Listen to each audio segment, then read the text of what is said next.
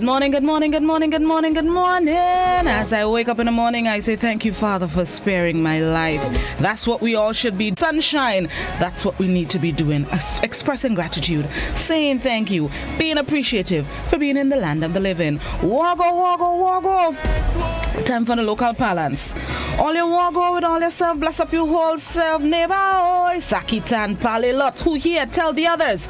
Good morning, Grenada has started on Classic. Whichever platform you're using to tune into the program this morning, good morning. Those of you on the GBN, Grenada Broadcasting Network's Facebook page, the Grenada Broadcasting Network's YouTube channel, the website www.gbn.gd, GBN TV channel 7, 11, and 20. Good morning to all the listeners of Classic 105.5, 105.9, and the folks joining us on Party Grenada and Go to Facebook pages. To our viewers and listeners across the Caribbean, whichever part of the region you are, a spicy Grenadian 473 morning to each and every one of you. And those of you tuned in internationally, good morning, good afternoon, good night. Hope you will have a good day, are having a good day, have had a good day.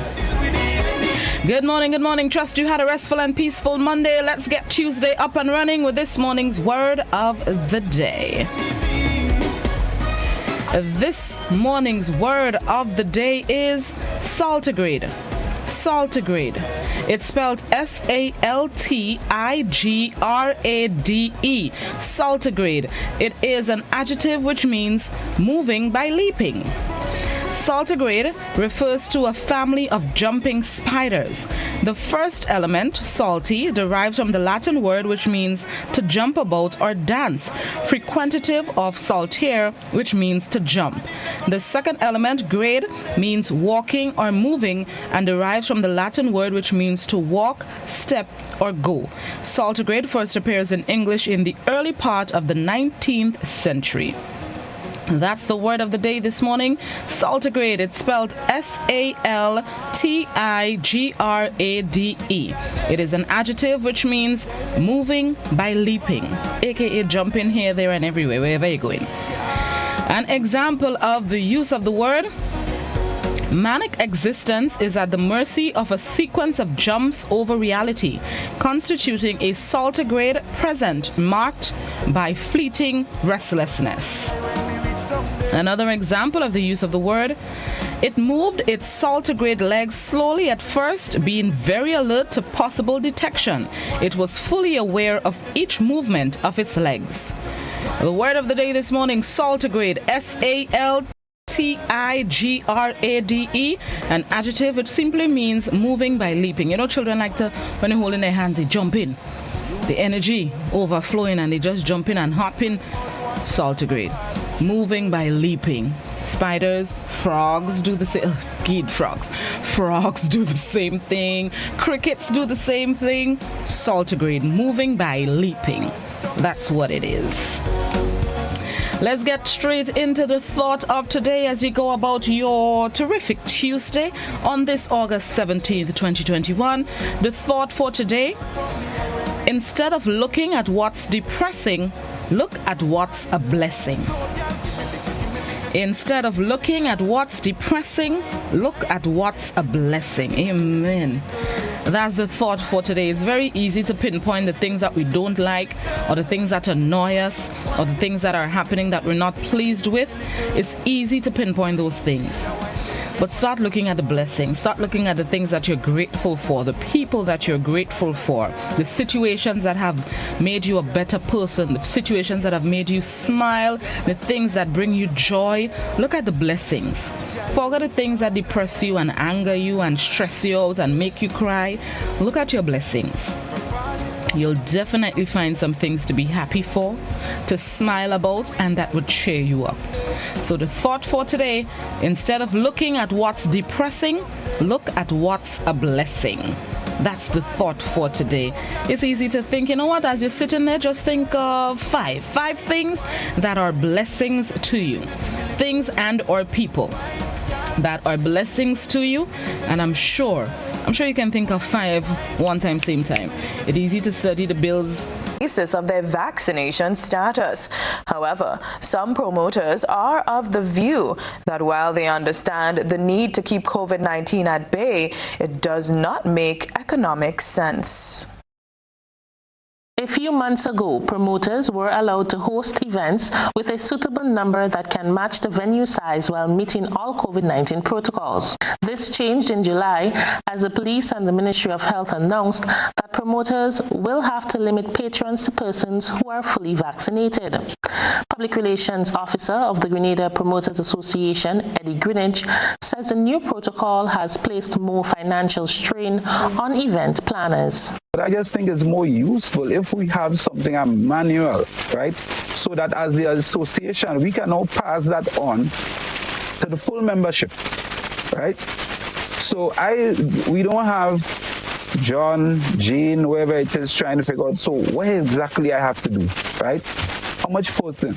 There should be no ambiguity as to what the protocol is, right? And it seems to be not clear.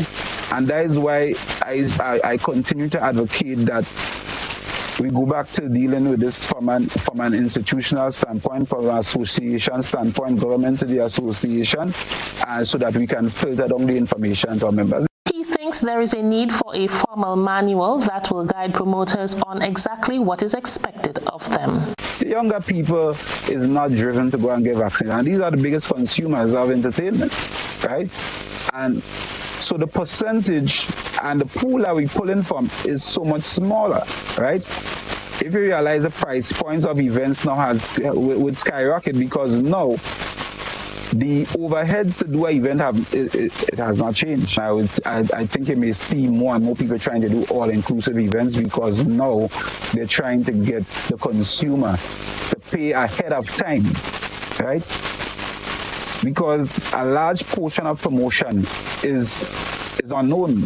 We put out a product, we market that product, and we hope that is attractive enough for you to come to our event. The promoters will like to have the guidelines finalized quickly.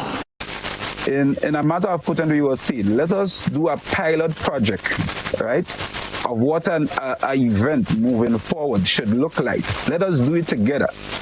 And then thereafter, we were told that, okay, well, they were going to get back to us. And it just fell by the wayside. Nobody communicated with us from since then. And also we moved from a proposal going to cabinet to not getting any feedback whatsoever. For the past year, promoters and entertainers were unable to host any major events on island because of the social distancing rules.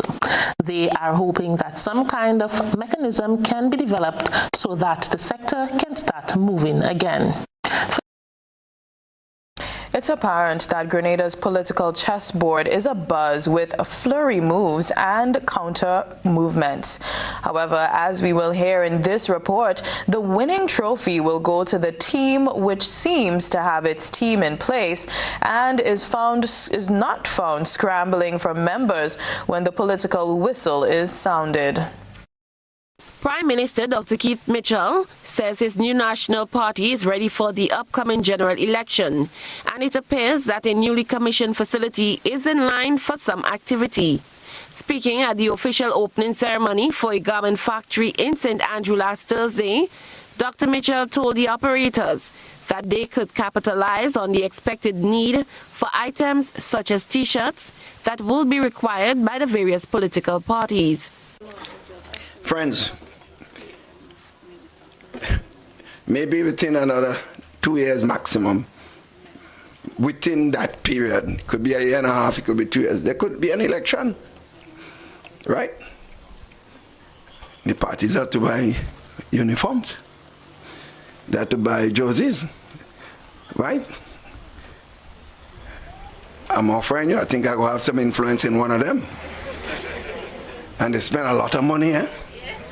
So, and there are a lot of political parties, so you have to go to all of them. So, that's one market area. So the atmosphere is ripe for what could be an intriguing general election when next it is called. There has been a rolling of the dice on the political tables. A few weeks ago, the Grenada movement announced that it will be teaming up with the Progress Party to contest the polls. Last Wednesday, the National Democratic Congress also announced that it has been in talks with opposition leader Tobias Clement. While those two moves were being made, a chess game seemed to be in progress within the camps of the Grenada United Labour Party, which is trashing out leadership issues. Jeffrey Perdum emerged as heir apparent several months ago. However, last week, one of the party's longest-serving associates, Michael Batiste, said no one elected him, and as such, the party will be moving in other directions.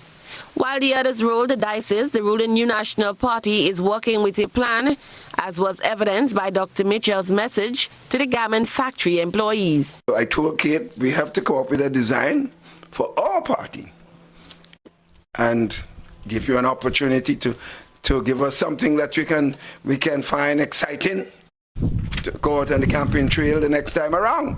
And we can start the process now and package it and store it. And when it's stored and it's there in Grenada already, the Prime Minister has the right to call the election at any time he wants because we're ready. You hear me? I'm speaking something here. So you can start to talk. Talk when you go outside there. Say what the Prime Minister said here today. I am proud of you guys. That's why I'm saying all this. I want to see. Elections are constitutionally due in 2023, but the thinking is in some circles is that the country may follow the path of some other Caribbean jurisdictions which went to the polls in narrow notice windows. Cherry and Blackman Stephen, GBN News. Grenada and other Caribbean countries are once again rushing to Haiti's aid. An earthquake violently shook Haiti on Saturday morning. It has served a devastating blow to the country, which is still reeling from a presidential assassination last month and recovering from a disastrous quake more than 11 years ago. However, all hope is not lost as relief efforts by Grenada and other Caribbean nations are underway. Let's get the details in this Krista Campbell report. It's happened again. Another devastating quake struck the Caribbean island, leaving many to say, Haiti, I'm sorry, as David Rudder did in song. Haiti, I'm sorry. Over the weekend, Haiti was hit by a magnitude 7.2 earthquake that crumbled homes and buildings and killed more than 1,200 people. Superintendent of Police Sylvan McIntyre is emerging as one of the Caribbean's leading experts on disaster management and response, having headed up NADMA in the post-Hurricane Ivan period. Speaking on the Bub Reports, he gave the assurance that Grenada and other Caribbean countries will contribute to the relief efforts in Haiti. Our CARICOM region are preparing for an appropriate response to what's happening there in Haiti.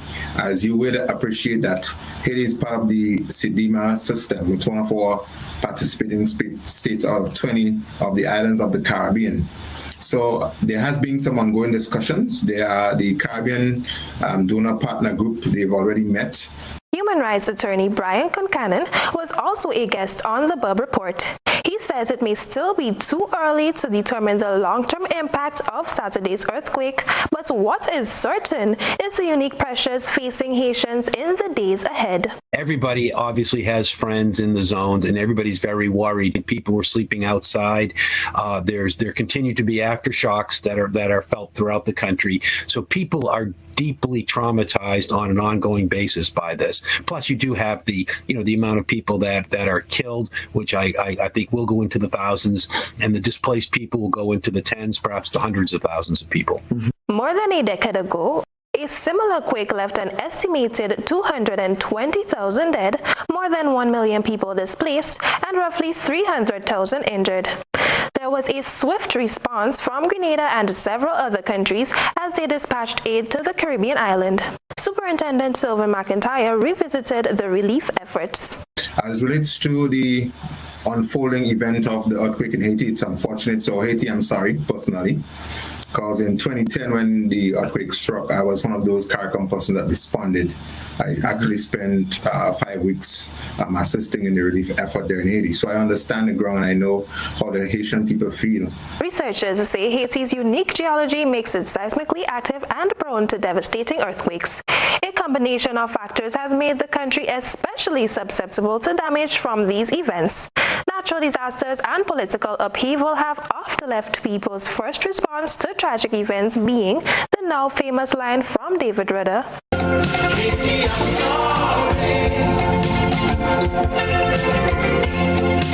Krista Campbell, GBN News.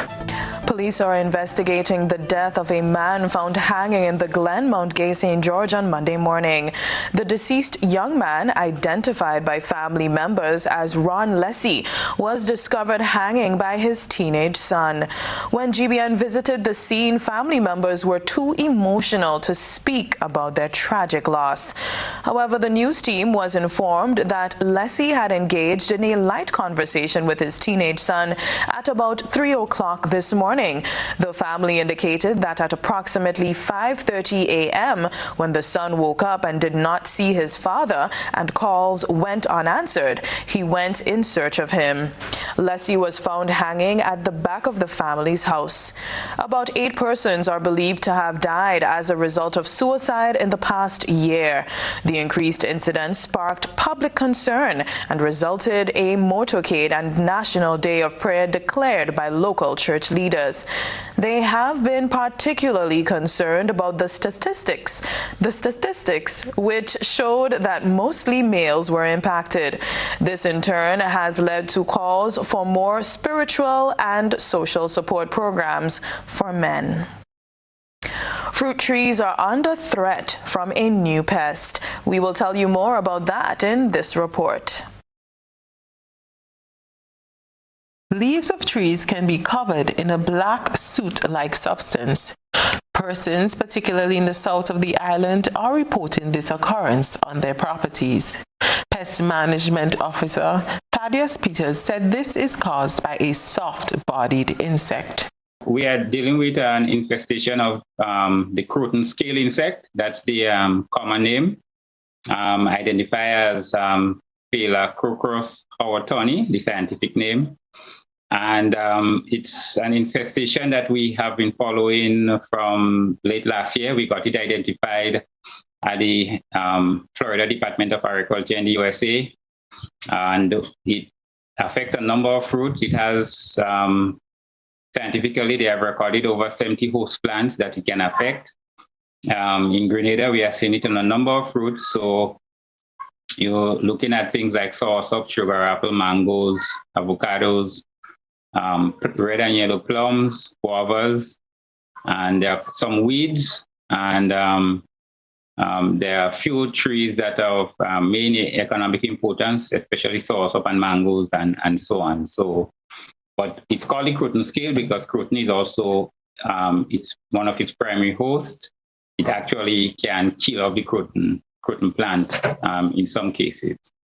It does remove a lot of like it's a soft-bodied sucking insect, so in that group that removes a lot of sap from the tree, and the excreta from the insect is sugary and sticky, so you have that black mold grows on that. So we see a lot of the sooty mold, or locally referred to as blight.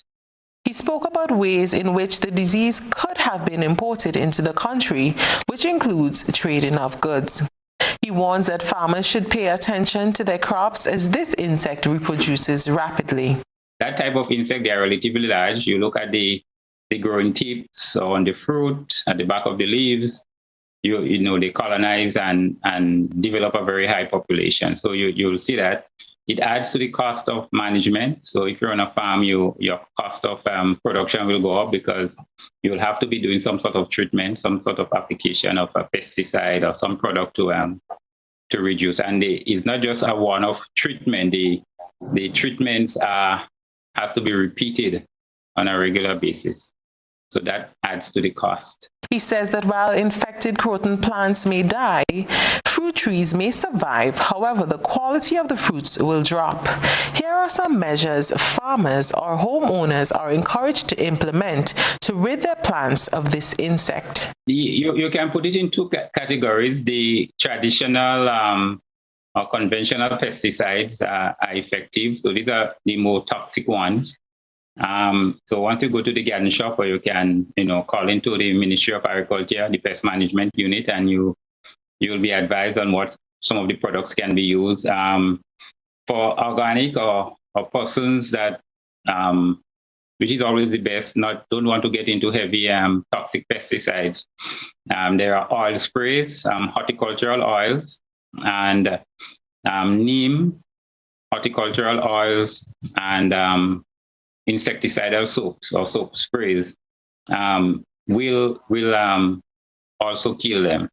But the repeat treatments will have to be at shorter intervals. There are ladybug beetles that will feed on them. So you're talking about biological control.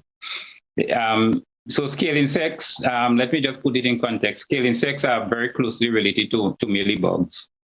So many people remember the outbreak of the pink hibiscus mealybug in the early 90s. So it's a very, very similar situation. And we have already noticed that the Cryptolemus ladybug beetle that was used back then, we are also noticing that it feeds on the scale insect. So they are out there feeding, but the numbers and the population for now is very low. So in the near future, we're looking to augment and increase the population of the ladybug beetles. Peters said they have been assisting homeowners and farms with plans to increase units to traverse affected areas identified throughout the country.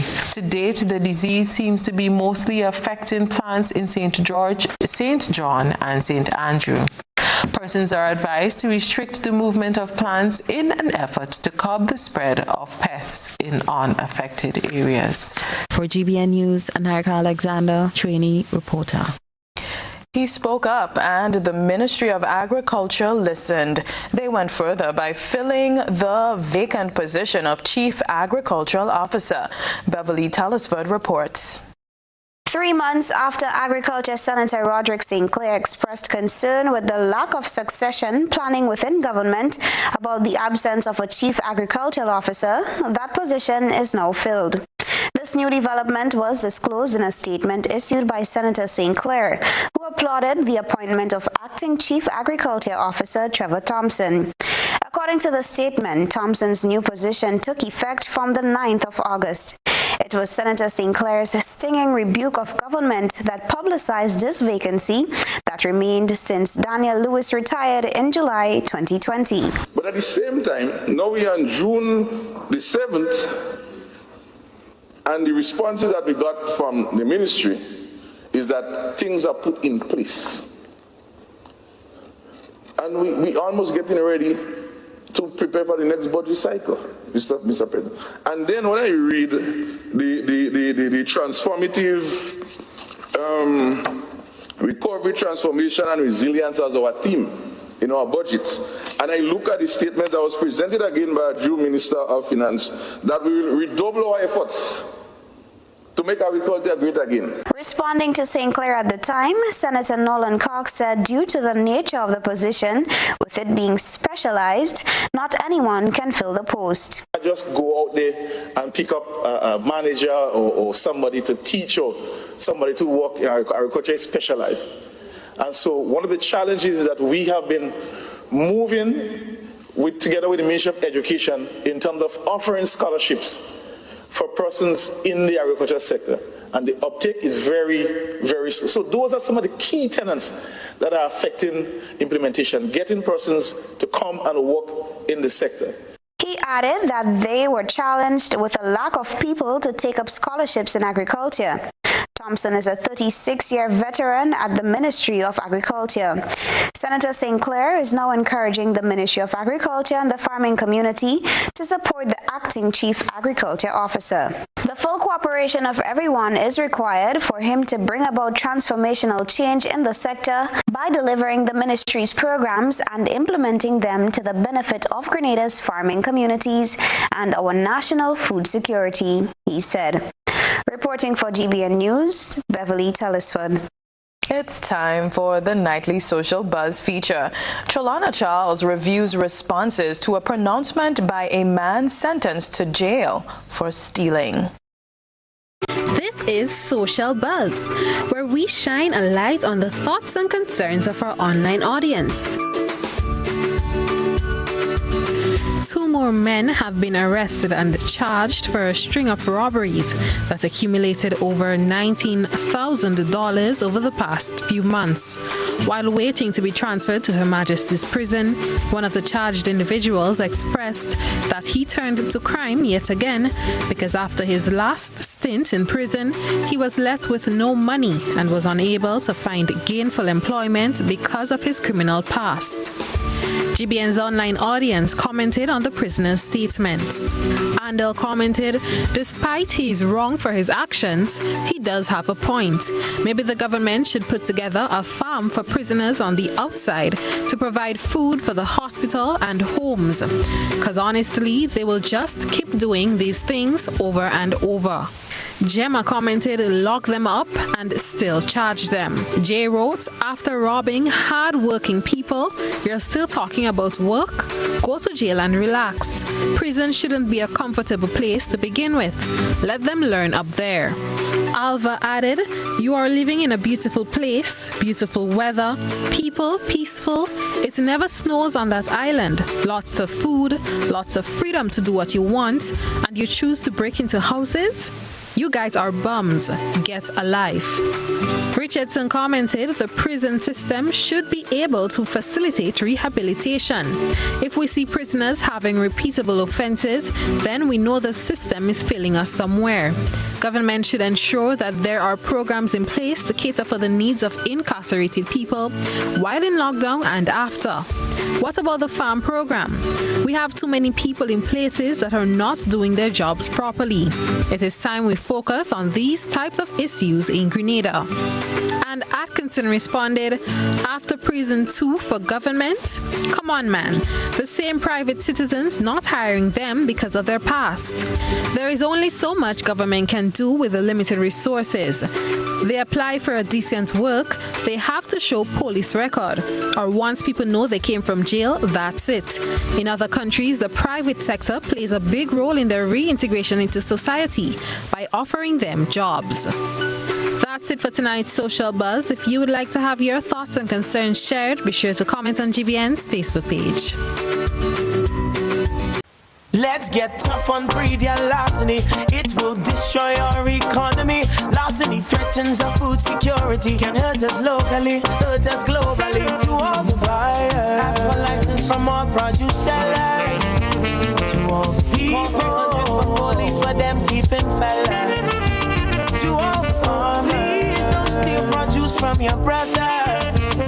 Then you sell it to traffickers, hotels and street vendors. Nah, man. Let's do all we can to stop greedy and larceny. New vigilance, new laws, and a tough judiciary. Stop Grenada's organized business crime. It's time. To report greedy and larceny, call 300. Hubbard's big promotion is back. Live free for 1 year. Spend $50 or more in any Hubbard's department and receive a chance to win big prizes every month. Property or vehicle insurance for 1 year. Free internet, cable and data for 1 year. Free fuel for 1 year. Free cooking gas for 1 year. Free electricity for 1 year. Free drinks for 1 year. Extra cash account and the big free groceries for 1 year. Promotion runs from April 1st to September 30th, 2021. Live free for 1 year with Hubbard's in association with Solgas, Flow, Grenadian General Insurance, Carib Brewery, Coca-Cola, Grenada Bottling Company, Grenlec, Communal Cooperative Credit Union, Dutch Lady Milk, Promo, Danny and Supreme. Terms and conditions apply.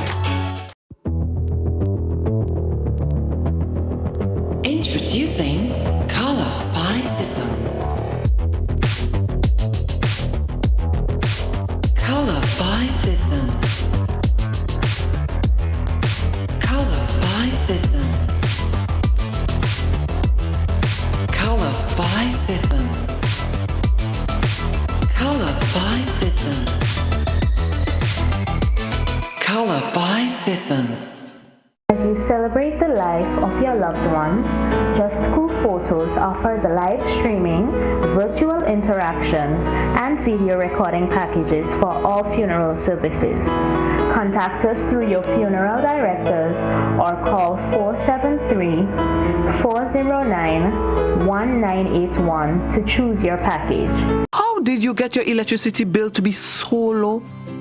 For one, we size our transformers just for what we need, and we unplug transformers, chargers, and other devices when they're not in use. We also replaced our light bulbs with LED. I even replaced the seal on my refrigerator door to keep the cold air in. How do you know if it is working? We pay attention to the usage history table. Over time, our average usage has decreased. Renelec, energizing our Grenada.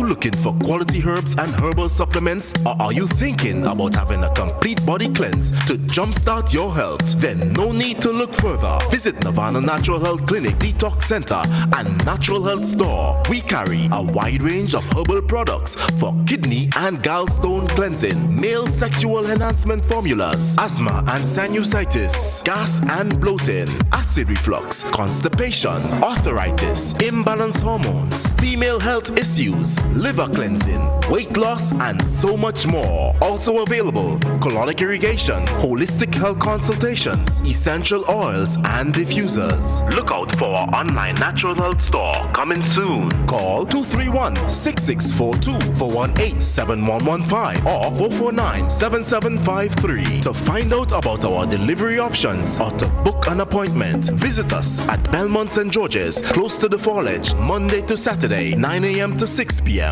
Nirvana Natural Health Clinic. Detox your way to health. With a Digicel Prime Bundle, get double the dedicated SportsMax data to enjoy the greatest sports event happening now, live in the SportsMax app. Get a 30-day Digicel Prime Bundle today in the My Digicel app. Digicel, better together. Get Rubigas. Get cooking. Rubigas, clean, safe, and reliable LPG is the perfect solution for your commercial and everyday needs. For cooking at home or barbecuing, choose Rubigas LPG cylinders. Available in a variety of sizes from 20 to 100 pound cylinders. Rubigas LPG. Clean, safe, reliable. Are you cooking with Rubigas? Get Rubis, get going. It's time to prepare for an A+ this term with back-to-school deals from Quartz. Shop today for laptops, tablets, printers, and more for a chance to win $1,000 cash. Get it now with Quartz Ready Finance and pay nothing for 60 days. Save big with great deals only from Quartz, bringing value home. Once upon a time, we shopped at Wonderland, then Neverland. But we're all grown up now and no longer believe in fairy tales. So now we just shop at Shoes R Us. At Shoes R Us, we stock the latest in shoes, tops, and jeans for the fashion-conscious lady. We also carry colognes and much, much more. And for the modern trendy male, we have the latest brand-name shoes and sneakers, Converse, Reebok, Nike, K-Swiss, Puma, and much more. So check us out at our two convenient locations, Melville Street in St. George and Ben Jones Street in Granville. At Shoes R Us, we say, come shop with us.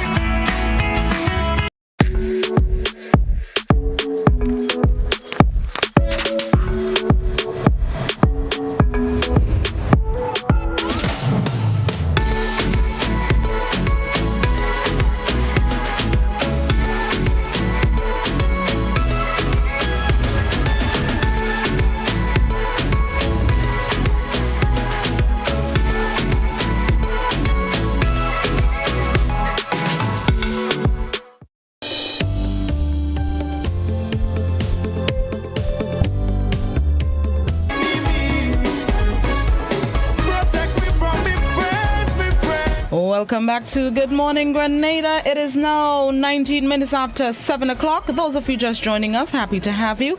And those of you who stuck with us, thanks for your patience. Let's get into this morning's discussion. We have lots to talk about, so let's see how much we can tackle in the next 35 minutes or so. Joining me virtually this morning is the president of the Grenada Union of Teachers, Mr. Jude Bartholomew. And we have a few things to discuss this morning. Good morning, Mr. Bartholomew. How are you, sir? Good morning to you. I'm well. It's been a few weeks. How are you? Not too bad. I can't complain. It's been a few weeks since I've had you on the program.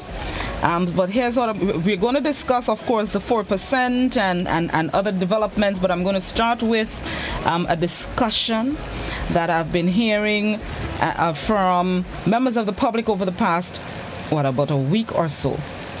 And the talk on the ground is, and I'm going to put it how the people put it, government can't find money to pay teachers and public officers, but they could find money for debushing and other stimulus programs.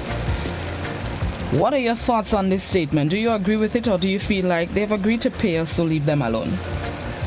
All right, so before I go to that statement and give my views, expressions, I would like to say good morning to the nation, good morning to teachers and to public officers, to all workers and to the general citizens of Grenada, Carriacou and Petit Martinique, and to all those who are listening through the various mediums.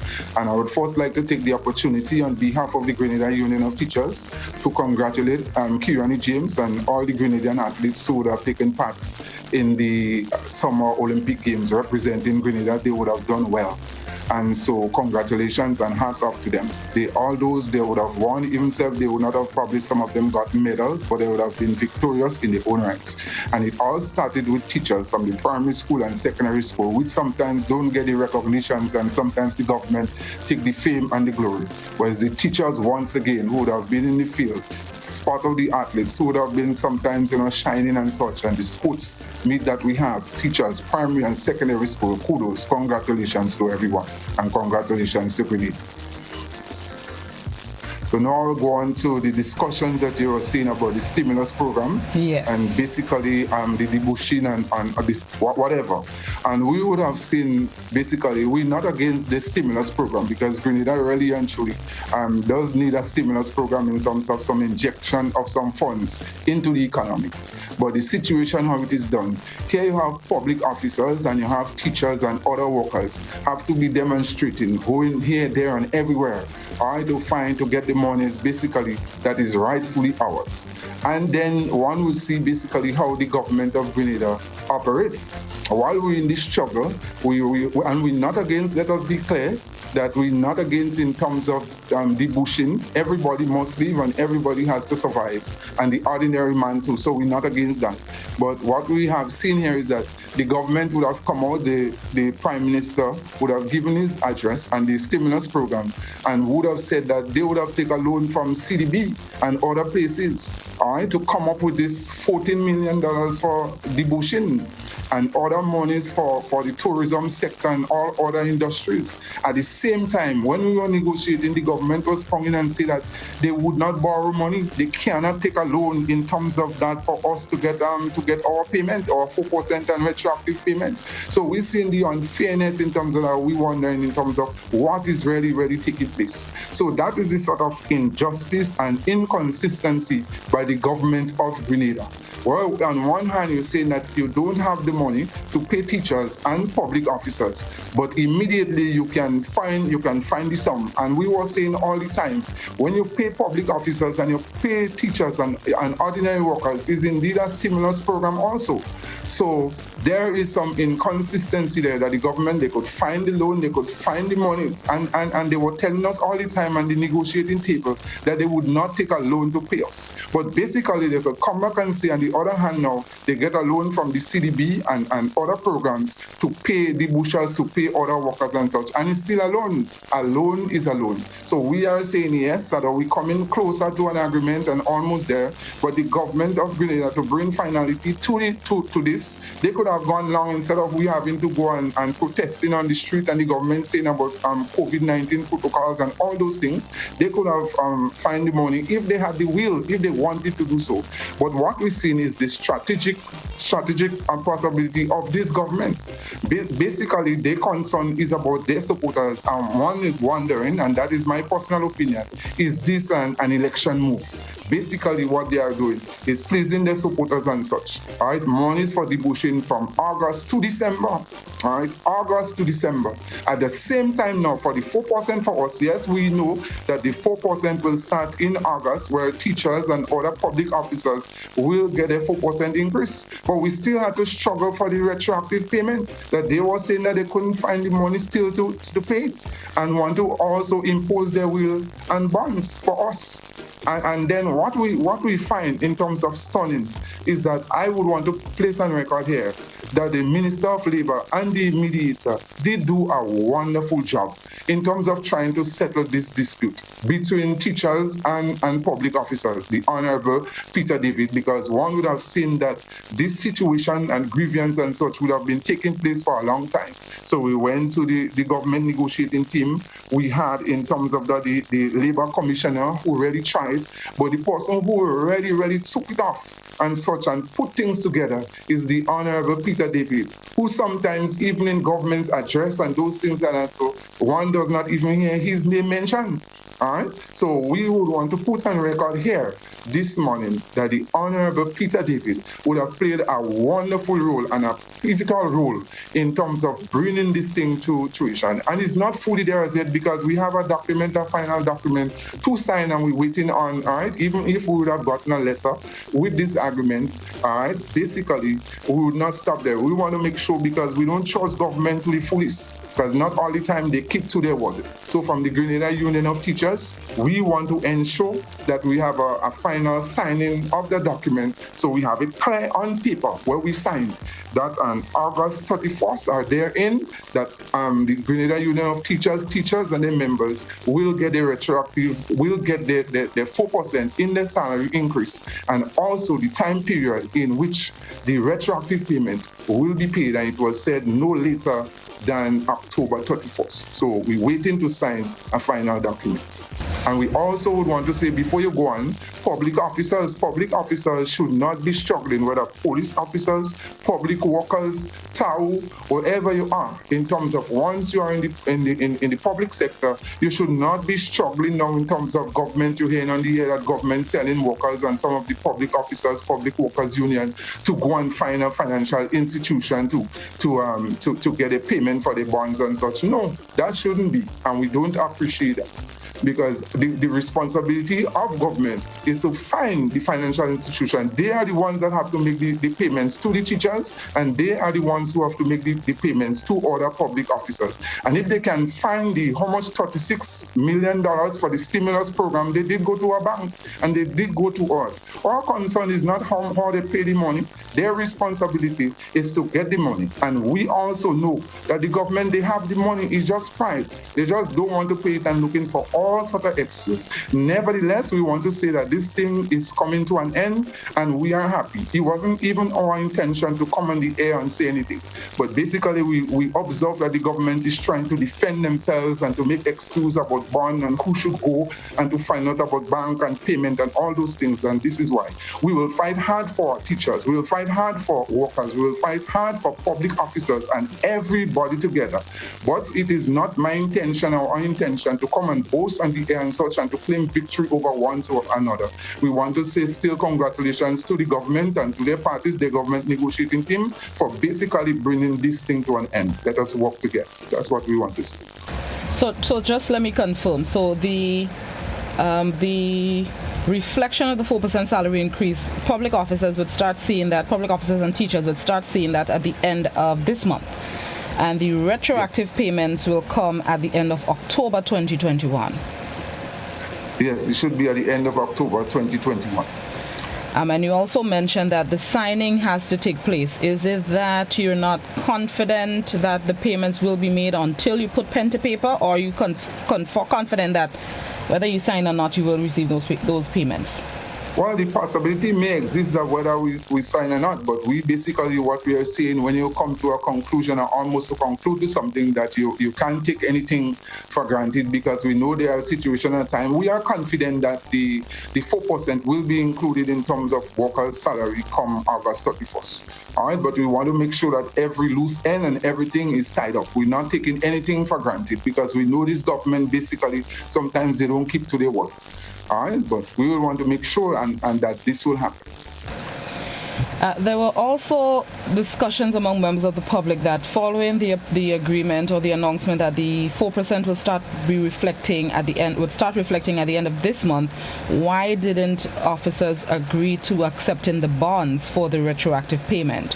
Why did you still feel the need to reject the bond promise from government for the retroactive payment? Well, basically, our research and such would have shown that the government, they do have cash.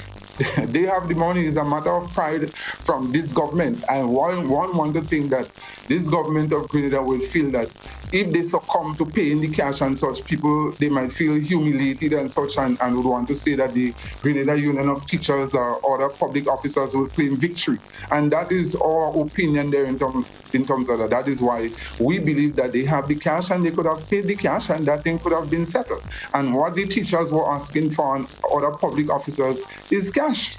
And the evidence is there in the sense that the same government who says that they have no cash to pay teachers and public officers, here they go now saying that they took a loan. One not too sure if they took a loan or if that is their defense in terms of to come up with the money to pay the bushers and everybody else. Yes, they are people too and they have to live. But it's the same loan that they took. They paying monies to them. That's what they're paying their salary and paying other workers with. And the same government now is saying to us and the negotiating team that they had no money. They had no money available to pay the teachers and pay public officers. The teachers and public officers who are working hard all the time.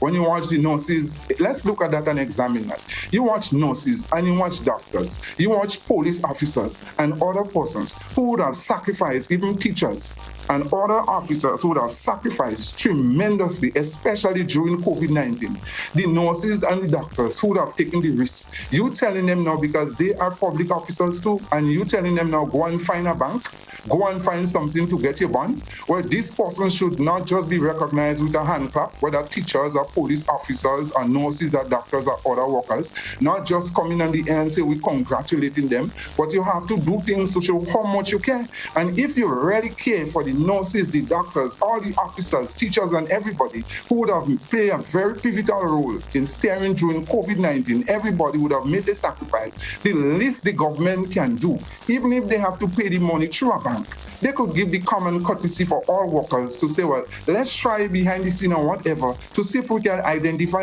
a bank or a financial institution to pay the workers and such. And that is what we are seeing.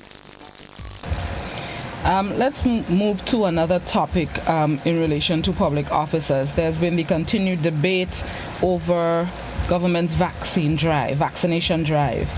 And the conversation among many circles is mandatory or not, being forced or not. So far, there have been countries in the region who have said, we are thinking, and some have implemented mandatory vaccination for public officers.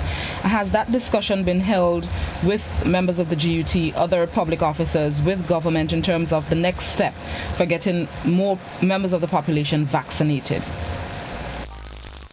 Basically what we are seeing, and yesterday we did get a letter, official statement from the Caribbean Union of Teachers, and we were waiting on them before we say anything. The Caribbean Union of Teachers, which represents teachers throughout the Caribbean region. And they did basically, in essence, the synopsis or the gist of the letter is basically saying no to mandatory vaccination. And just as the Caribbean Union of Teachers, we're not against the Grenada Union of Teachers. It's not against vaccination or COVID-19 vaccine. In terms of, we would say to all workers and to anybody throughout Grenada, Carriacou and Petit-Martinique, the choice is yours. We're not going to go against or tell individual teachers or persons not to vaccinate. And basically, but it is a matter of choice. But what we are saying is no to mandatory vaccination, and we feel that it is wrong. Number one, for the following reasons. Here you have one vaccine Grenada have. The one vaccine basically is AstraZeneca. And we basically research and such, and what you are hearing from persons, there are some countries, basically first world countries, that are not using the AstraZeneca vaccine. And here it comes and they send it to Grenada. And you are hearing directly or indirectly, one is not to show because you do not have the empirical evidence or to say things such, but it's all opinion based on what we are hearing, that something is rather wrong with the AstraZeneca vaccine and people mistrust the vaccine. So you're hearing about when persons take the vaccine, some unfortunate things. I don't really want to come here and say that, but you're hearing the mistrust and all those things. And it is those things that are causing people to be hesitant and not to take the vaccine. Where are the other vaccines? Give people choice. Give people choice and don't ram this thing down to the Grenadians' throat. And what we're saying in terms of that, education is the key. All right, educate your people. Show them the reason why.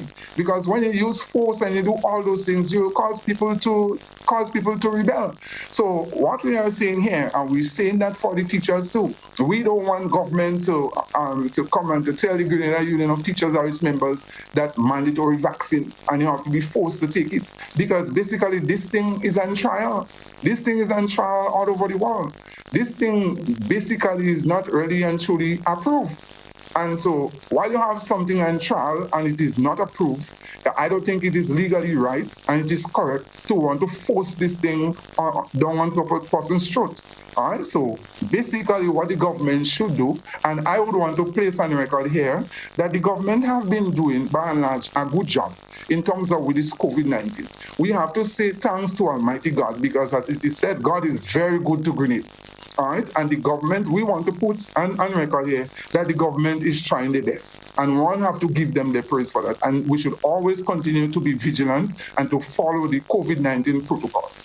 What our concern is about this COVID-19 situations, I would have gotten calls together with other union members, public workers, staff, and other unions, with persons whether unionized or non-unionized workers, and we have to look in terms of this COVID-19 and this vaccination and all the things that is going on. Some injustices are taking place behind the scene with workers, unionized workers and non-unionized workers, where persons are calling and say that they have seen letters sent, I don't know if it's from the Ministry of Health and from the government, sending to hotels and other places, workplaces, in other words now trying to force workers to take the vaccine. And women, working women, single women, persons are scared. And you could imagine that situation that persons are in, that they don't really want to take something. Let's examine for a while. These are the same workers, the nurses, the doctors, the teachers, the policemen, the other public officers, when there were no vaccine, with the heat of the COVID-19. These are the persons who went outside. These are the teachers who went to school at the same time when you would have been hearing that probably some children would have been exposed with COVID-19 and everything like that. So the Grenada Union of Teachers and its members did not shut school down. We faced the challenges and went out even when we didn't have all the protocols and all these things that government did not provide. And we went to work. The nurses and the doctors and other persons, the hoteliers and such, when there were no vaccination, these people went to work and they sacrificed themselves for Grenada. And so it is unjust now, unfair and unfortunate now, even you have a vaccine, and we're not saying that people should take or should not take, to come and to impose your will upon them now and to fire them.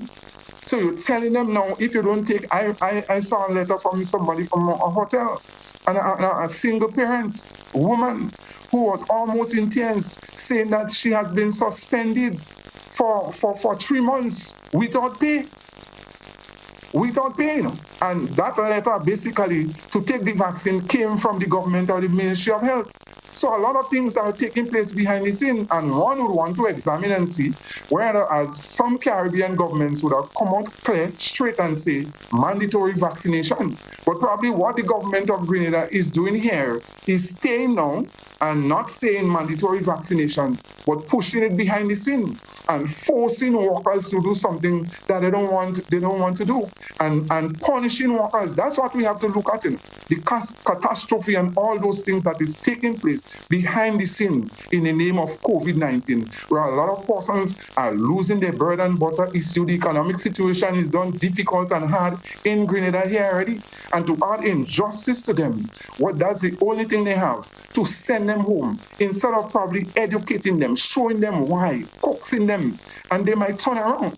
And then what might happen? You might leave people bitter in Grenada instead of better. So we say no to mandatory vaccination. Give people choice, give people time, educate the Grenadian public, and probably the politician should stay out of that and give the persons with the experience, persons in health. That is why probably we're having all these problems. But at the same time, take care of your workers. Don't be too hard with your workers. And the last question I would ask in terms of that, if it is so harsh, would the government say, well, you have to be vaccinated to go and vote? Election coming around, would they tell persons, the Grenadian person, that you have to be vaccinated to go and vote and such, and you have to have a vaccine passport, and you have to have those things to go there, here, and everywhere? It is our experience, and we are saying that the government should take its time. They are doing a wonderful job. They are trying, and we want to put it on the record here.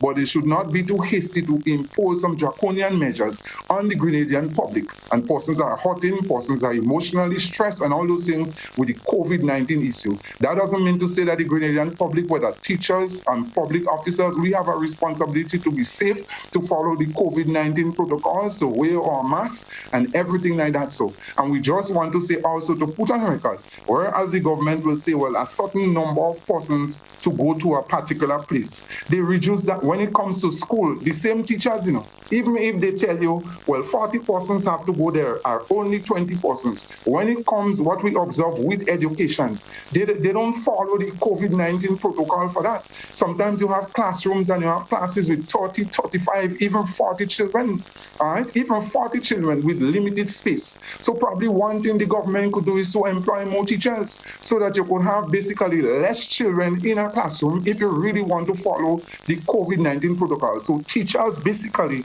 are really sacrificing in terms of the health and all those things, basically for education. So we want to say hats off to the Grenadian public. Do what you have to do. Be safe. But all we say no to mandatory vaccination, and there should be a matter of choice. You hinted at it earlier that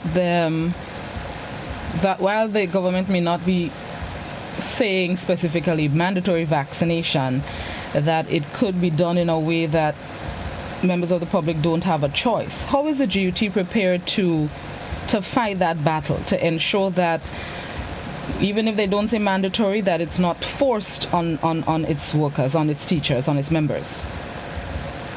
Well, as we always say with the Grenada Union of Teachers, we don't really let out, cat out of the bag, but we'll say as the time comes, we're watching. We are watching. We are vigilant. And we when the time comes, we will handle that situation. We don't want to put people on edge and say this and that, and we're going to do this, that, and the other. All what we are saying, that we are saying that the government should show restraint, educate your people and such, and to do the right thing. We will encourage persons to vaccinate is a matter of choice. But it should not be forced on any worker, any Grenadian person, and it should not be forced on our teachers. And that's what we are saying, and we are leaving it here for now. All right. On that note, Mr. Bartholomew, let's take a quick break, and then we're going to come back inside with some more. This is Good Morning Grenada. We're speaking with President of the Grenada Union of Teachers, Jude Bartholomew. We'll be right back.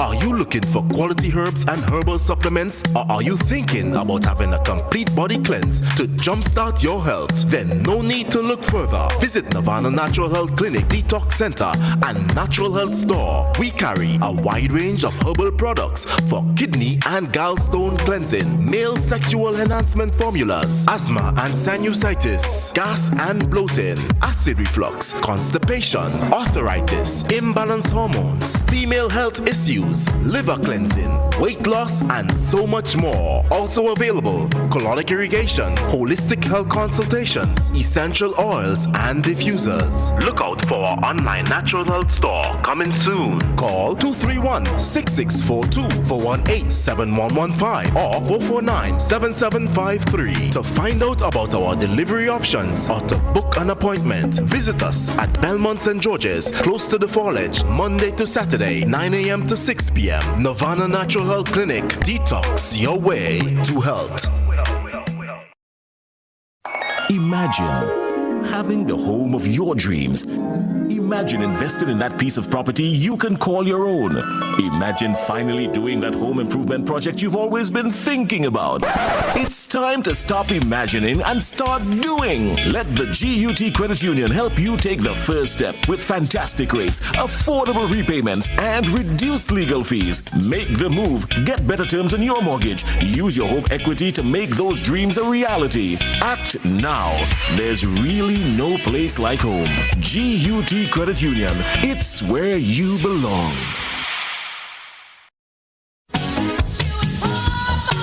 A whole new level of convenience and comfort awaits you when you shop at Rise and Shine Supermarket and Hardware Supplies, Griffin Lane, Grenville. Convenient, because we are open Sunday to Sunday. We're even at your service on public holidays. Comfort, because we are easily accessible to the physically challenged. Free Wi-Fi is available while you shop, and bags come at no charge. Everyday low prices and excellent customer care. Adequate parking available. We supply everything you can possibly think of. Family and home supplies, fresh meat, vegetables, and personal care products. All brands of cooking gas at affordable prices. You can send in your order, have it pulled, or pick up express.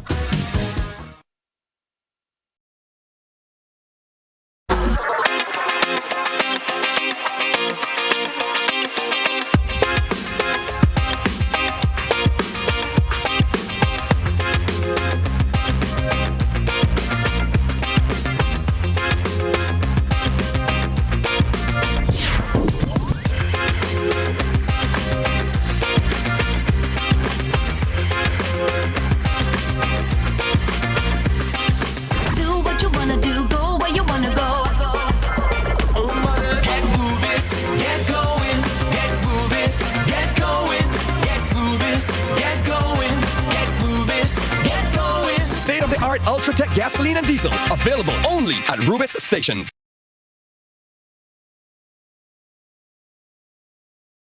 Looking for that.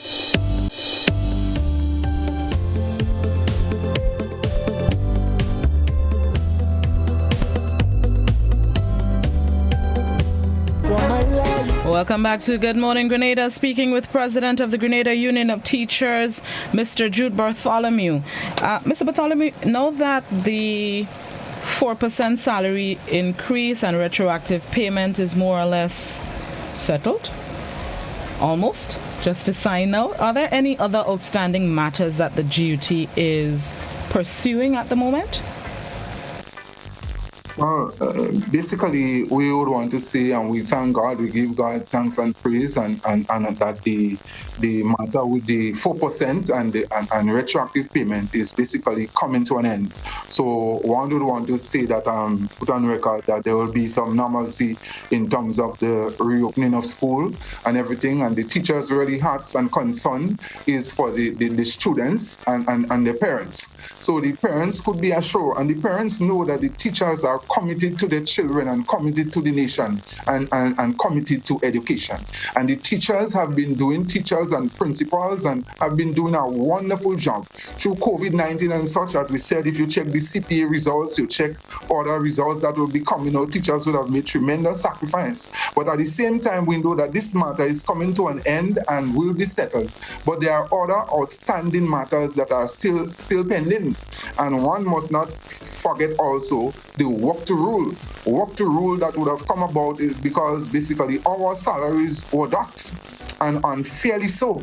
And one would, that thing will be affecting basically sports and affecting all other things, basically through education, because if you have work to rule and such, you know what would happen. The teachers would work to rule. I've just congratulated all the sportsmen and women who have taken part in terms of the Olympic Games representing Grenada well.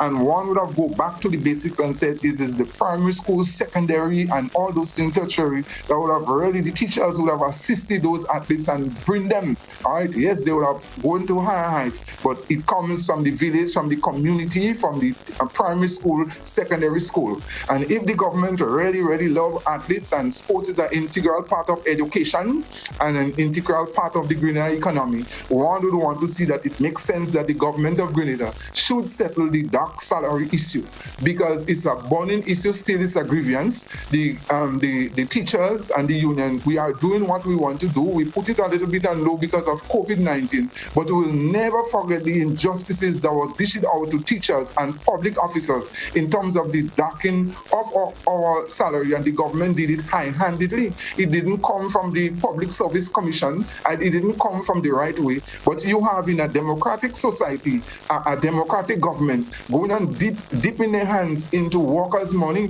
which is against the law. So it's like somebody going into your bank account and stealing your money.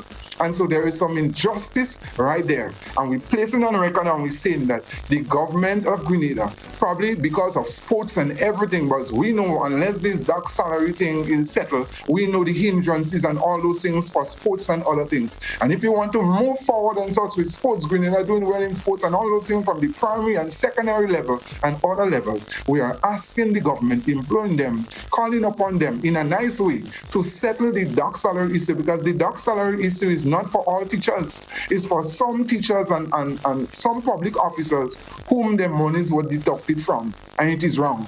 So we're calling on them to still settle that issue. So that is another burning grievances, and we will work towards that. And we want to ensure that the dark salary will be paid back to the teachers and other public officers. So that is one thing on that end. Do you have any hope, maybe any inclination that the dark salaries will be returned? Or do you think, do you have any hope at all? Yes, we have hope. If we didn't have hope, we would not have been fighting for something. Let me rephrase it then, not hope. Do you think it will be repaid? Having hope is one thing, but do you think it will be repaid? Yes, I think that it will be repaid, and the teachers think that it will be repaid and it should be repaid. And so we're asking the government, we're not commanding the government. This is not a command, but what we're saying is that let good sense prevail. All right, there's some injustice that has been done. We're not going on record, just as what we are doing this morning from the Grenada Union of Teachers. You will never find me coming and boast on the air and say, well, the government paid the 4% and they paid the retroactive payment, so they have to do it and we become victorious. No, all we do, we give God to thanks, Almighty God, for what He has done for us in terms of carrying us through, all the public officers and teachers, and that's where it rests. So you will not find me as a president or the Grenada Union of Teachers going and boast and brag and trying to humiliate the government and say, well, yes, they had to succumb and they have to do that. We just have to say thank God, and that we say that let good sense prevail and pay the dark salary, and let's go back to some state of normalcy in the event that we will continue to do what we have to do. And there are some other grievances and such. We know that school basically getting ready to reopen. We would want to implore on the Ministry of Education. We say that principals and teachers must have some latitude. Yes, we must hold to our responsibility and do our work in terms of teach the nation's children and do what we have to do, and we have to be responsible. That is a fact. But at the same time, we are not slaves in our workplace. No workers, whether from the private sector or public sector. And so there must be a little latitude. You can't just have people over your head all the time in terms of what you do and such like slaves. So give the principals and such some latitude to run the school. Give the teachers some latitude and such. We have the rights under the ILO convention and those things to take part in trade union activities and such. And that should not be curbed and such, because you're making the situation worse by the Ministry of Education and the government of Grenada. But what we want to promise, as said to the nation, determination that the teachers are going to go there as they always do and to make this sacrifice to the nation's children and to their parents and Grenada as a whole in terms of the holistic development, whether sports, education, and in whatever field, for the holistic development of the citizens and the children, students of Grenada, Carriacou, and PT Matnik. True, whether it's COVID-19 or not, before COVID-19, during COVID-19, and after COVID-19, the teachers and principals and the Grenada Union of Teachers is on record, but always with the invaluable sacrifice, doing what they have to do. Not only teachers, but the public officers, the nurses, the doctors, the ordinary men and women, through the length and breadth of Grenada, Carriacou, and the PT Matnik. And that's why we're saying that you should settle grievances. Another problem that we're having is still these basically temporary teachers and temporary workers. We need these workers to be upgraded, and we need that quickly, not only for the teachers, but as I would always say, I would not only speak for the teachers, but for all workers, wherever injustice is in the workplace. You have workers under PWU and other public officers, nurses and doctors. When you check the sacrifice that these people have made, especially throughout COVID-19, risking their life in Grenada for everybody and working in terms of for the government of Grenada, making tremendous sacrifice at risk to themselves, and they're temporary, everybody getting permanent. You hear the Prime Minister coming in the air and saying that for Imani workers, he will make some of them permanent. He will make some of them permanent, and we're not saying no, because these are young people, they should have a proper job. So we're not against that, But what we're seeing is the disrespect that is dished out to public officers and to teachers and to persons basically who have a legitimate job in the public sector. So government are disrespecting them and such. Yes, Your Honor, and we have the belief, we have the opinion that government are doing what they have to do, not necessarily because it's the right, but for political expediency. They're making the calculations that the elections coming up and such, and they will do what they have to do to please their people. At the same time now, so you come on record and you say, yes, we're going to make these people, the Imani and others, permanent, while you have nurses, you have doctors, you have teachers and other public officers teaching for and working for 17 years, 16 years, struggling for permanent status. This is wrong in Grenada. It is very, very wrong. And that is another grievance that we have. And we're calling upon the government of Grenada, the Ministry of Education, to regularize teachers, regularize them job security for young people, for teachers, public officers, for the nurses, the doctors, and everybody else who are in a job for a long time and you have this space. Regularize them. And that's what we're calling for. Quickly as well, I've also heard that there have been calls for the establishment of a code of ethics for teachers, the teaching profession. Is this a formal conversation or just talk on the ground? Well, the code of ethics are always there in terms of by how teachers and teachers should, govern themselves and such, how you dress, your dress code and different things like that. But the code of ethics is something voluntary. It's not something a legal binding document. The code of ethics, basically the teachers themselves voluntarily, all right? And if you force and impose things upon people, then you're going to have problem. It's not a legally binding document. So we know that the Ministry of Education and the government wants a revised code of ethics, and there is a document there. But when one reads the document and you look at in terms of disciplinary measures and all those things that they are placing there, you're wondering what is taking place. It seems as the Ministry of Education smartly want to take away that role and responsibility of disciplinary measures and all those things with the teachers and public officers from the Public Service Commission and have it onto themselves. And we say no to that. So whether it was passed or it was sent to Parliament or not, we are not sure, or whatever. We did not get a chance to properly review this code of ethics and such. We did not even get a chance to fully put it before our teachers and before our members. And we want to say on record, right, in the public domain, that the Ministry of Education and the government should place on hold with this code of ethics until we go through it, until both parties agree, and not to use it as punitive measure, as a legal binding document. And that's what we are saying. And there are other things coming up. regulations in terms of regulating schools and those things which we have to watch. Persons sometimes are not paying attention to those issues, whether denominational boards, whether whoever. You have to pay attention to these things. Are we not saying yes, the Ministry of Education have a responsibility to govern school, but there are legal way and such, and not to just impose will and everybody else. And want to place on record also this year, there are some principals who would have complained that they did not even get one transfer. So it seems that a lot of things just being robbed from schools, and they don't have the autonomy to sometimes to do. Yeah, they can do everything what they want, but it seems that there is some high-handedness from the Ministry of Education. Yes, there might be a situation you cannot transfer everybody, but there might be a legitimate case where somebody wants to be transferred to go in another school, and then the principals basically have no latitude and no say in those things, and that cannot be right, because a principal is in charge of his or her plans, and the Ministry of Education and the government of Grenada must give some leeway to the principals and teachers in the school to run the institution. All right. Thank you very much, Mr. Bartholomew. Appreciated the conversation this morning. We covered a few topics well. I know there are still others that I wanted to get to, but hopefully we'll have another discussion soon, and we'll have some more information coming from the GOT. So thank you, sir, and enjoy the rest of your Tuesday. So I just want to say thanks to your listening public, to the teachers and such. We want to tell you to be strong, to the public officers. We are putting in a word for you that you shouldn't have to go and, as we say, go to a financial institution and beg in your way and such. That's the responsibility of government for all workers, for all peoples. And we're asking workers to hold strong, to be vigilant, and to just keep trying. And we have to do what we have to do. And to the teachers, be strong, be courageous.